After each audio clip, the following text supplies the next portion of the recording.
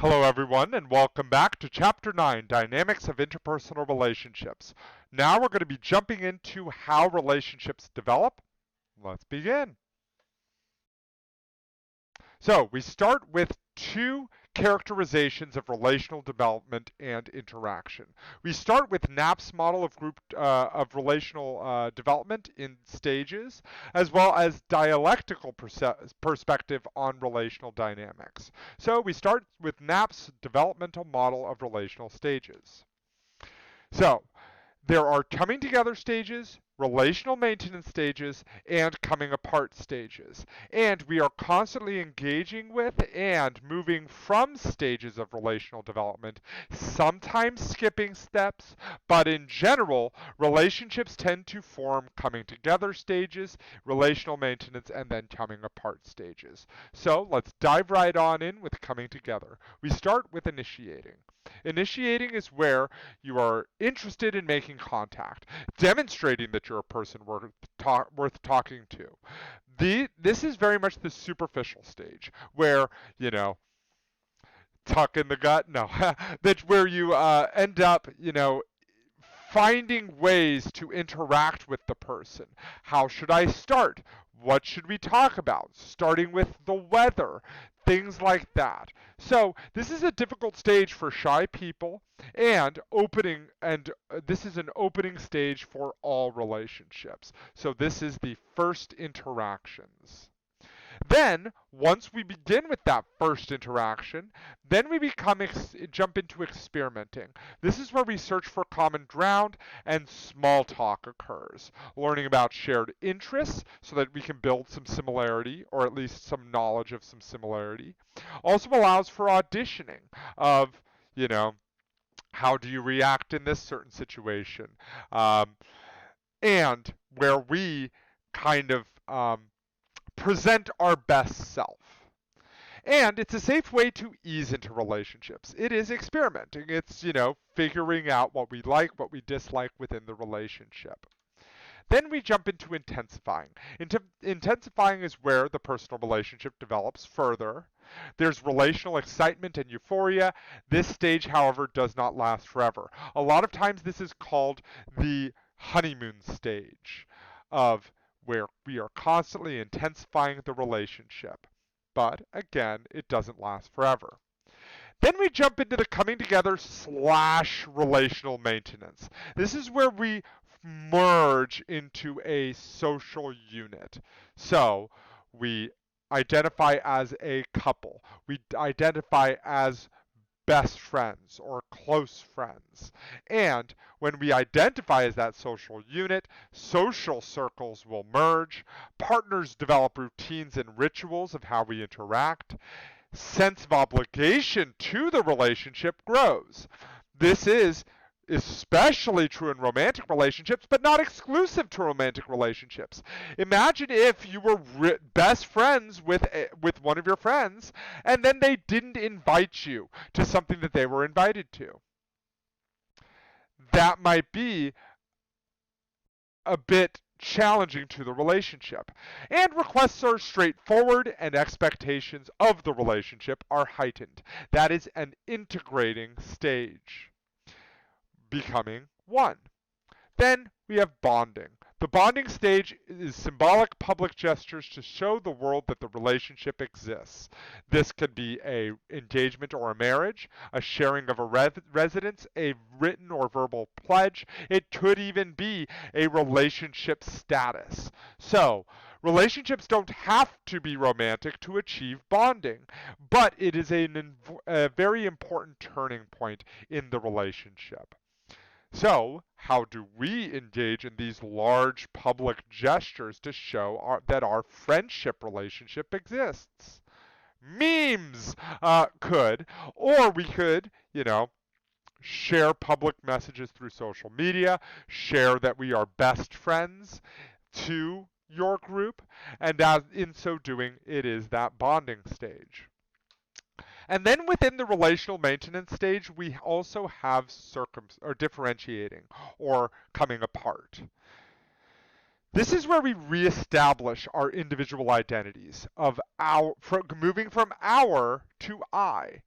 And this is a normal part of relational maintenance. It's key is maintaining commitment while creating space for individuality. So, for example, you know, while you want to spend you want to be a solid unit with your relational partner, there also are going to be some times where you have to reestablish your individual identity. You have to be an I. This is especially true in individualistic cultures where we are already very much individuals in a relationship.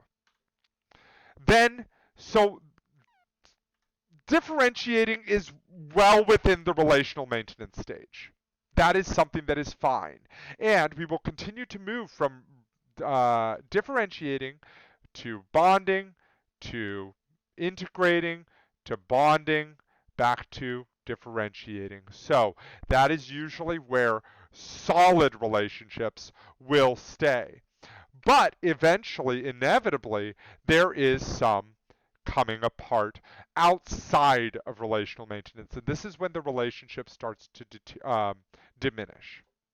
This is where we reduce contact. And distinctions are problematic when more areas of separation are there than integration. So that there are more things of differentiating me from the relationship than there are things that integrate me into the relationship. Have you ever, to those friends that you had in high school, there was a lot of integration, lot of bonding, maybe some differentiating, but then you go off to your respective fields, you go off to school or to work or whatever you did, and then you lost contact. This is where that circumscribing comes into play. Then we have stagnation. Stagnation is where the relationship is a hollow shell of itself.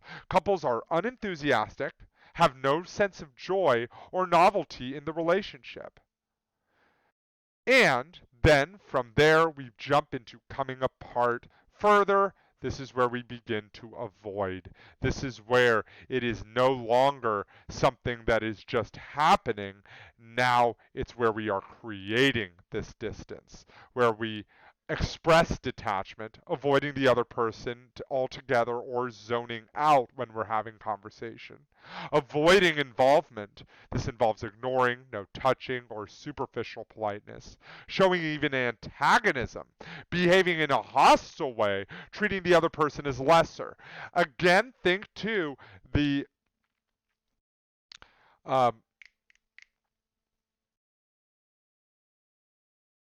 the toxic conflict styles, the four horsemen of the apocalypse, where we have criticism and contempt holding myself above others. That is a big part and reflective of when relationships end. And then mentally disassociating can happen as well, thinking about the other person as less capable or unimportant. And then a vicious cycle develops because once I express detachment and all those other things, creating distance, then the other person doesn't want to continue trying to create integration and will then also try to create distance. And then there is a vicious cycle that creates until eventually, inevitably, terminating. This is where summary dialogues of where the relationship has gone, as well as desires to disassociate, are happening. This can be either short or drawn out, and terminating is a learning experience. There are always things that we can learn from when relationships end simply because it is not always the other person's fault. It can also and is also our fault. There are some limits to this developmental model, though. Communication can ebb and flow in the relationship, and that this model does suggest that there are many. Uh, how do I put this? That we go to one stage each I go to this stage, then to this stage, all the coming together stages, and then the bonding stages, and then eventually I go to the coming apart stages. But it doesn't usually happen like that. Usually you can come together and even come apart at the same time. So a lot of these stages can happen simultaneously, but in general, um, they all relationships will go through some of these stages. Now we jump into the dialectical perspectives on relational dynamics. Dialectical tensions are conflicts that arise when two opposing or incompatible forces exist simultaneously. This involves integration versus separation, where we are trying to be connected with someone or autonomous. Then we also have another relational dialectic, which is stability over change. That we like to be stable and a lot of people like to be stable. A lot of people like to be more unpredictable or changing things, and even more conservative and risk averse. All of this is how we these are relational dialectics that happen, these opposing tensions. Both parties could have them, or even within the same party, the same person, there can be multiple tensions within. And then we also have expression versus privacy. This is where we get into openness versus closedness, how much we want to share versus how much we want to keep private. So, internal manifestations as well as external manifestations can be a result of integration versus separation, stability versus change, and expression versus privacy. Now we move on to strategies. How do we manage these dialectical tensions? First, denial, responding to one end and to ignore the other. That we should just be okay with it and not and be fine. Compromise. Compromise is another option. Settling for a lifestyle that neither person wants. Not ideal, obviously, but basically where I should try not to be myself in this area, and then you try not to be yourself, and we just try to manage each other. Not ideal, obviously. There is alternation also. Alternation, choosing one end at times and then the other end at times. So to basically alternate of, what party wants to do which. Do we want to be very, very risky, very open and closed? Sometimes I'm very disclosive, other times I'm not, and then we alternate. And then we have segmentation to compartmentalize areas of the relationship. There are some times when we shouldn't be open or we should be open. So all of those are different strategies for dialectical management of tension, but there are a few more. We also have integration, accepting opposing forces without diminishing them, to love the person, even if they are different than us. Also, recalibration, reframing the contradiction so that it disappears. Um, would you consider disclosing a lot to be a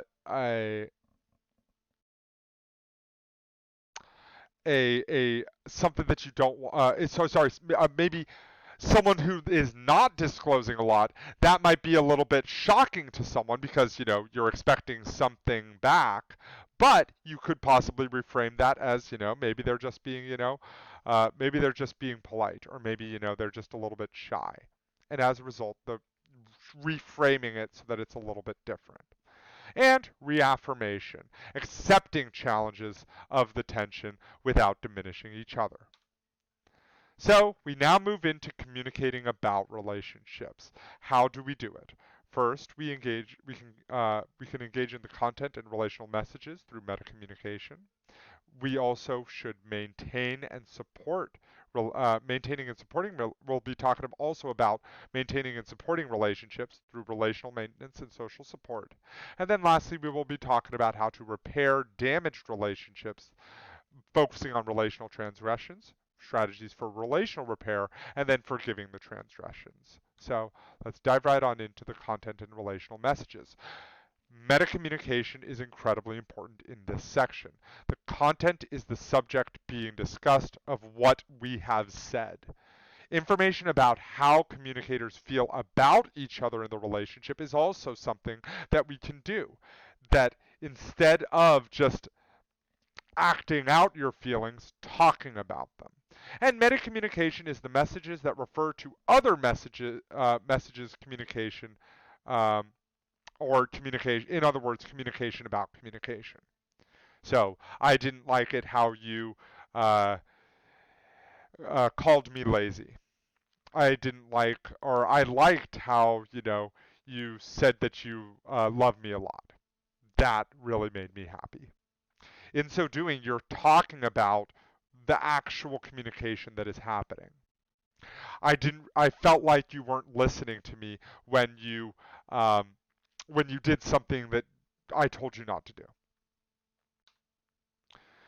So, we talk now about 5 strategies for maintaining and supporting relationships through relational maintenance.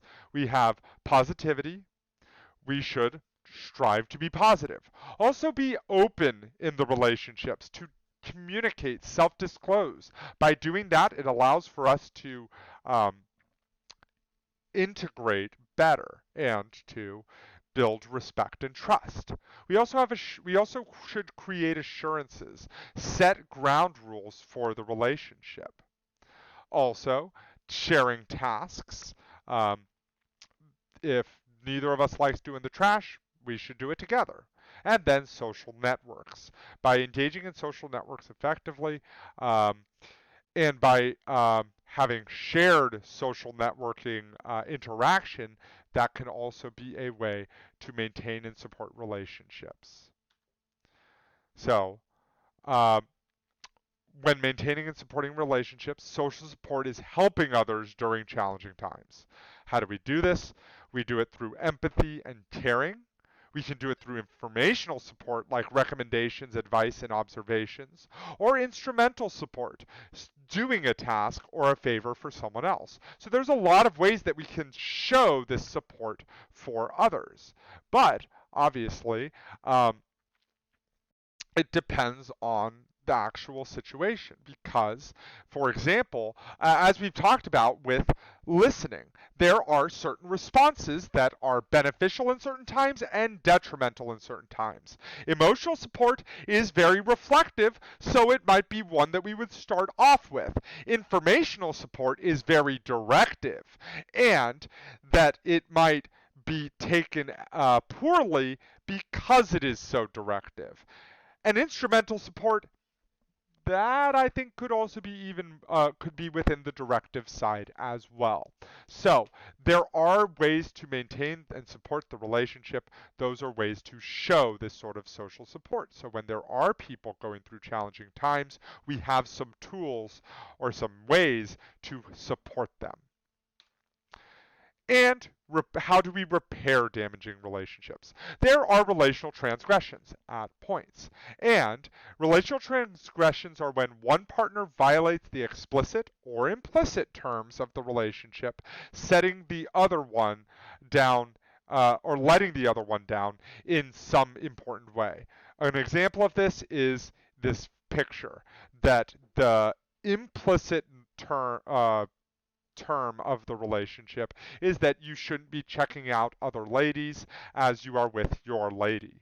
So, that there are many different types of relational transgressions. There are minor and significant ones. Which one do you think this is? Probably significant. Potentially significant. Then we have social versus relational transgressions. Is this a social faux pas? Is this a social thing that is hurting the relationship? A good example of this might be talking about things that are offensive, or by talking about things that are gross or not in good taste. Then we have relational, where I think in this example, where that is not okay. I would actually also say that that's social, but a little bit of both, I guess I should say. But the relationship is that you are with her, and as a result, you can't check out the other lady. Then we have deliberate versus unintentional. This is deliberate. Also, one time versus incremental. This is also an important one because if this was just one time, maybe she might be okay with it, just letting the other person know, hey, that's not okay. Please don't do that again. Or that it has happened multiple times, all of which are relational transgressions and different types of relational transgressions. So, how do we repair them? By talking about the violation. You know what? I didn't appreciate when you checked out that other girl's behind, and as a result, and if things like these continue, then I feel like that's gonna really hurt me.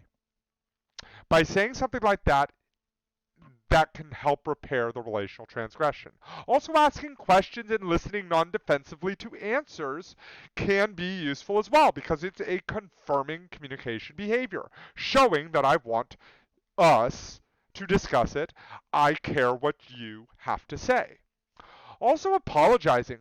Explicit admission of the transgression was wrong is good. It should also have genuine regret and potentially compensation. You know what? I'm really sorry about that. Here's flowers.